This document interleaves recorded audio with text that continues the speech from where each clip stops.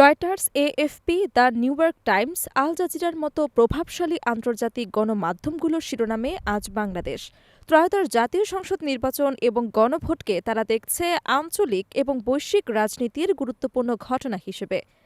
ত্রয়োদশ জাতীয় সংসদ নির্বাচন এবং গণভোটকে ঘিরে গোটা বিশ্বের নজর এখন বাংলাদেশের দিকে।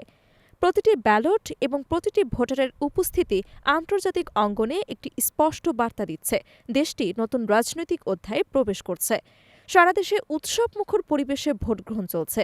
তরুণ থেকে প্রবীণ সবাই অংশ নিচ্ছে দেশের ভবিষ্যৎ দিক নির্দেশনা নির্ধারণে। আন্তর্জাতিক সংবাদ মাধ্যমগুলো বিশেষ গুরুত্ব দিয়ে এ নির্বাচন কাভার করছে। বার্তা সংস্থা রয়টার্স তাদের প্রতিবেদনে জানিয়েছে, দেশের জেনজি ভোটারদের প্রধান প্রত্যাশা চাকরি, সুশাসন এবং মত প্রকাশের স্বাধীনতা।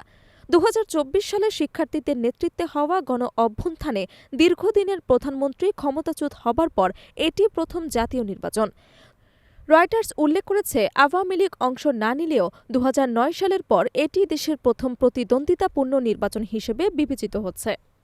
বার্তা সংস্থা এএফপি শিরোনাম করেছে, গণ অভ্যুত্থানের পর উচ্চ ভোটার অংশগ্রহণের প্রত্যাশা নিয়ে। প্রতিবেদনে বলা হয়েছে, ২০ থেকে ৩০ বছর বয়সী তরুণ ভোটারদের বড় অংশ এবার প্রথমবারের মতো স্বাধীনভাবে ভোট দেওয়ার সুযোগ পাচ্ছেন।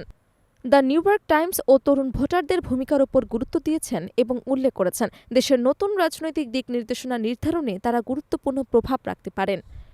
কাতার ভিত্তিক সংবাদ মাধ্যম আল জাজিরা জানিয়েছে, গণ অভ্যুত্থান পরবর্তী এই নির্বাচন ঘিরে নিরাপত্তা জোরদার করা হয়েছে। প্রতিবেদনে বলা হয়েছে, দীর্ঘদিনের শাসনের অবসানের পর এটি দেশের রাজনৈতিক রূপান্তরের প্রথম বড় পরীক্ষা।